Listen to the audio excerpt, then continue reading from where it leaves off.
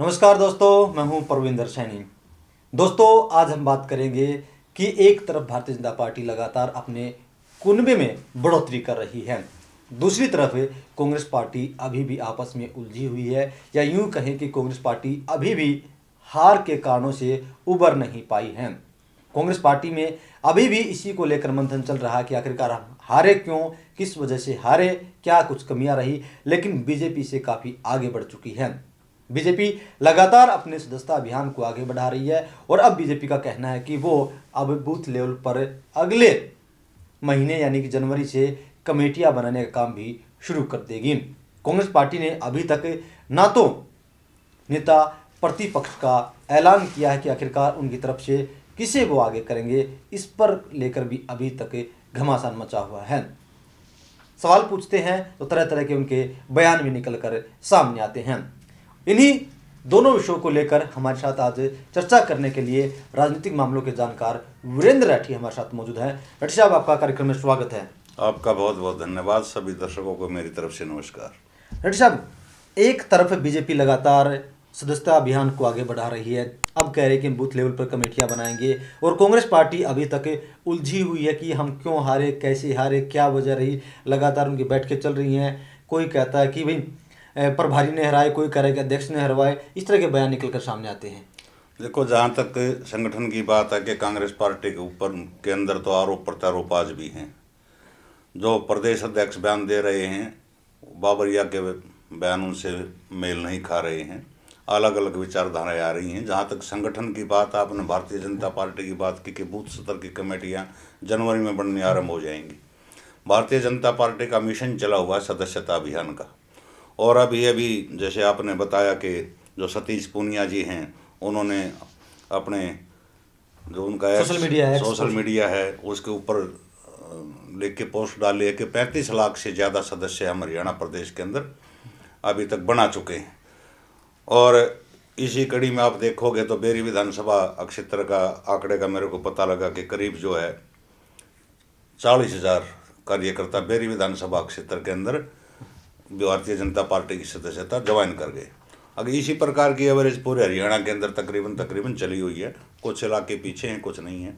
और जहाँ तक ये बात की कि हर पार्टी संगठन के बारे में जो ये चर्चा करना, हम पदाधिकारी नियुक्त करेंगे जनवरी में, तो सीधी सी बात है, जो भारतीय जनता पार्टी का नेता बनने की चाह रख रहा है, चुनाव लड़ने की जो इच्छा प्रकट कर रहा है, तो वो सदस्यता अभियान पर जोर देगा। ज़्यादा से ज़्यादा लोगों को सदस्य बनाएंगे तो भाजपा ने तो सीधा फार्मूला दे रखा है कि वह एक्टिव मेंबर जो बने वो अपने नीचे 50 एक्टिव मेंबर और बनाओ। तो इस प्रकार से संख्या बढ़ेगी तो क्यों नहीं के पद नामों के ऊपर पद देने के लिए विचार किया जाएगा।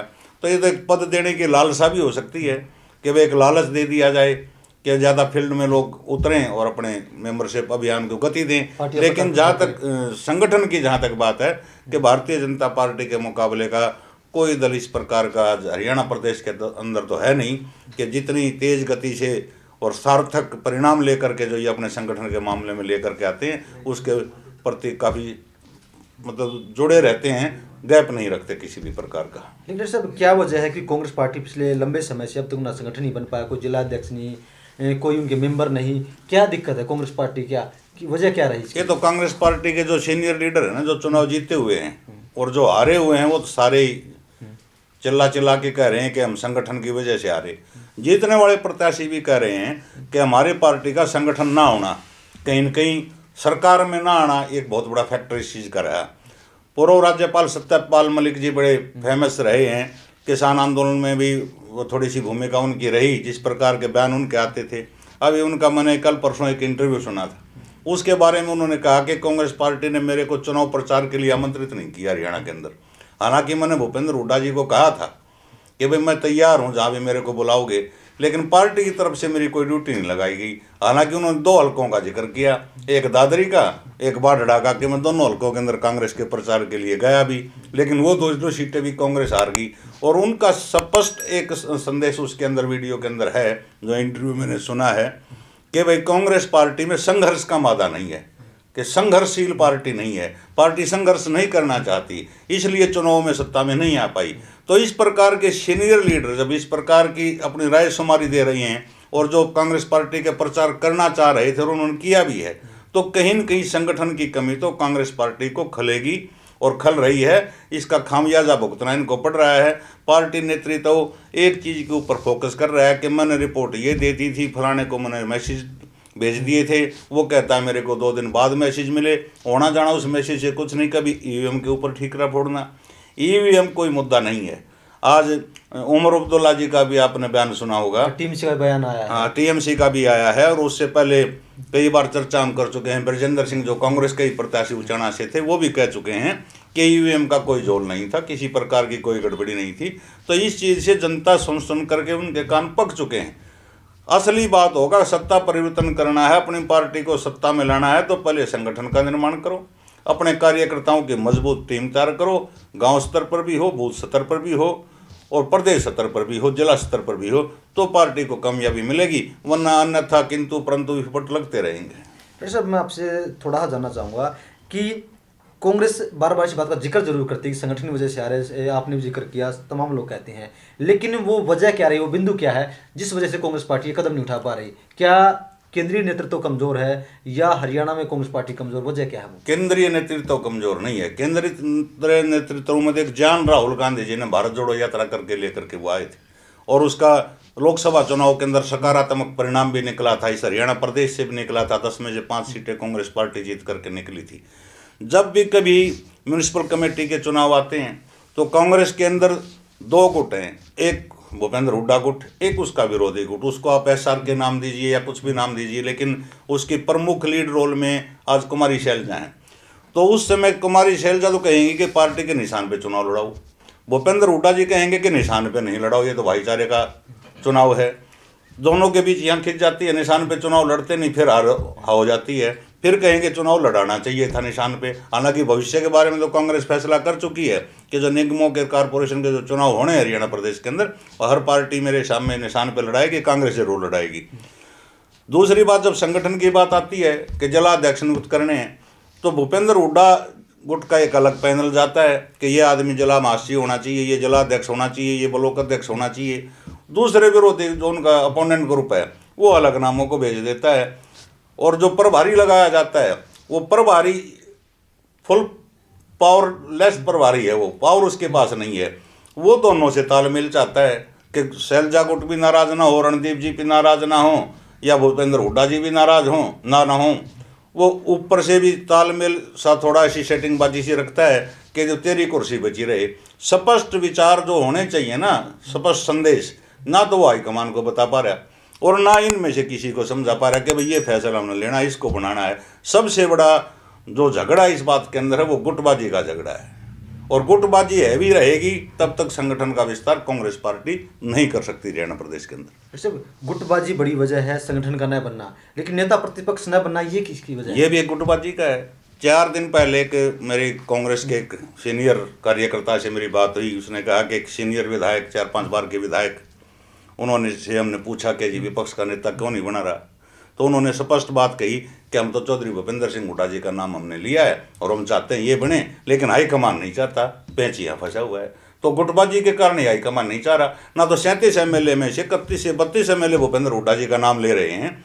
72 टिकटें भूपेंद्र हुड्डा जी ने इस चुनाव में बांटी हैं, तो जो जीत के आए हैं तो मेजोरिटी में उन्हीं के आदमी जीत करके आए हैं। उन्होंने नाम तय कर दिया, फिर भी उनका ना बनना, कहीं इनका जो विरोधी धड़ा है कि वो भी कहीं न कहीं अपनी पकड़ को केंद्रीय नेतृत्व के अंदर मजबूती से उस बात को अपने पक्ष को रख रहा है। सर, जिस तरीके 2026 में अब जो है सीटें बढ़ेंगी, हरियाणा की लोकसभा हो या विधानसभा की सीटें बढ़ेंगी, तो जिस तरीके से बीजेपी एक्टिव मोड में है और कांग्रेस जो डाउन मोड में है, तो क्या जब 2029 में चुनाव होंगे तो इसका सीधा सीधा फायदा बीजेपी को होने जा रहा है? देखो, ये कहना बड़ी जल्दबाजी है। पूरा एक तरह से सिस्टम ही चेंज हो जाएगा। हल्के जो बढ़ने हैं, किस हल्के के अंदर कौन कौन से गांव लगेंगे, रिजर्वेशन भी चेंज होनी है कि कौन हल्का ओपन होगा, जर्नल होगा, कौन रिजर्वेशन में होगा। हो सकता है तब तक कोई ऐसा बिल भी आ जाए कि जिसमें महिला की 33% रिजर्वेशन की बार बार बात चलती रही है कि कहाँ महिला की सीट होगी, कहाँ ओबीसी की होगी। जैसे पंचायतों के अंदर भी दिया गया है आरक्षण, म्यूनिसिपल कमेटी के चेयरमैनशिप के अंदर भी दिया गया है। तो ये तो कई दाव पेंच इसके अंदर चलेंगे। पार्लियामेंट के लिए भी इसी प्रकार का सिस्टम होगा। लेकिन कहीं कहीं जो पार्टी सत्ता में होती है और सत्ता में रहती हुई पार्टी एक दो हल्के का जो भूगोल है वो इधर से उधर बदलवा करके अपने अनुसार सेट कर सकती है, और वो तो जब फाइनल हल्के हो जाएंगे इस बात का आकलन तभी उस रिजल्ट पे पहुंचा जाएगा कि किसको फ़ायदा होने जा रहा है, किसको फ़ायदा नहीं होने जा रहा है। लेकिन इतना ज़रूर है कि वो कहते हैं ना कि कोई मूंगफली बेचने वाले के घर चोरी होगी, तो घर पे मूंगफली उसका रखी थी, तो गांव के आदमी जहाँ भाई के नुकसान हो गया, जो आदमी जावे वो 8-10 मूंगफली उठावर खा ले, भला कितना नुकसान हो गया, भला ये बहुत नुकसान होने लग रहा है। तो वही कहानी आज कांग्रेस पार्टी के साथ है। श्रुति चौधरी मंत्री बनी है, तो शाम से पहली बार विधायक बनी है, पहले एमपी रही थी, और इतना अच्छा महकमा उनको सिंचाई का मिला है। आज वो हाँसी के अंदर गई थी किसी पेट्रोल पंप के ऊपर, जहाँ कांग्रेस पार्टी से नेता टिकट मांग रहे थे हाँसी से, वो नेता आज उनके स्वागत में बुक्का देते हुए उनको नजर आए हैं, उनकी वीडियो आई हुई है। लेकिन हम ये तो पुष्टि नहीं करते कि वो भाजपा की तरफ रुख हो गया, लेकिन उनके समर्थन में श्रुति के जब वो सम्मान करने के लिए वहाँ पहुँचे हैं, तो कहीं न कहीं कांग्रेस से तो उनका मोह कम हुआ ही है, श्रुति के माध्यम से बीजेपी की तरफ तो उनका रुझान बढ़ा ही है। अगर इस प्रकार का कदम कांग्रेस पार्टी ने नहीं उठाया, अपने संगठन की तरफ ध्यान नहीं दिया, तो ये बचा खुचे जो कार्यकर्ता हैं, क्योंकि 10 साल पहले कांग्रेस का कार्यकर्ता सत्ता से बाहर रह चुका है, 5 साल ये निश्चित हो गए हैं सत्ता से बाहर रहना, तो वो भी पलायन कर जाएगा भाजपा की तरफ। कहीं न कहीं इस प्रकार के संकेत हैं कि भाई हर हल्के से कांग्रेस का जो सीनियर वर्कर अपने आप को माना करते, जो बड़े सपने पाल करके बैठे थे, वो इधर खिसकना शुरू ना हो जाए। दोस्तों आजकल एक चीज़ और देखने को मिली है कि जो पूर्व सीएम भूपेंद्र सिंह हुड्डा हैं वो बड़े एक्टिव नजर आ रहे हैं, तो क्या कोई गंभीर संकेत मिल रहे हैं चीज़ के? देखिए, इसमें भी थोड़ा सा कहना जल्दबाजी है, लेकिन एक चीज़ पक्की है, जब चुनाव आते थे तो कांग्रेस पार्टी की तरफ से कार्यकर्ताओं के पास मैसेज आते थे कि फलां तारीख को भूपेंद्र हुड्डा जी का प्रोग्राम ये होगा, दीपेंद्र हुड्डा जी का ये होगा, और आज चुनाव के बाद वो मैसेज बंद हो जाते थे।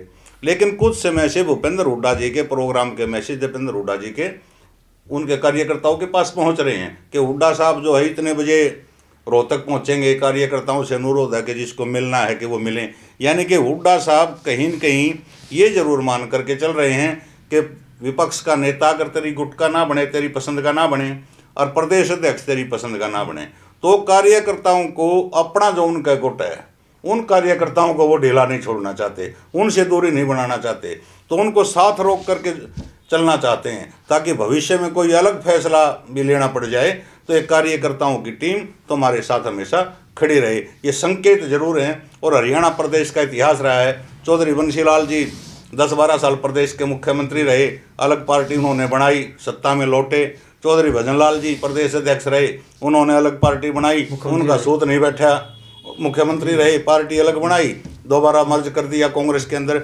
भूपेंद्र हुड्डा जी भी 9.5 साल के करीब जो है सत्ता में रहे हैं, और तो इनका भी ये है कि एक फॉलोवर, एक गुट तो 90 के 90 सीटों के ऊपर इनका है ही। तो अगर इनके चहेते प्रदेश अध्यक्ष और विपक्ष के नेता यहाँ नहीं बने तो इस प्रकार का फैसला ले सकते हैं, क्योंकि जो पीछे का इतिहास हरियाणा प्रदेश की राजनीति का रहा है उसमें राव वीरेंद्र सिंह जी का भी एक नाम है कि वे प्रदेश के थोड़े समय के लिए मुख्यमंत्री रहे थे, लेकिन उन्होंने विशाल हरियाणा पार्टी के नाम से पार्टी बनाई थी, बाद में उनका भी कांग्रेस के अंदर मर्ज हो गया था।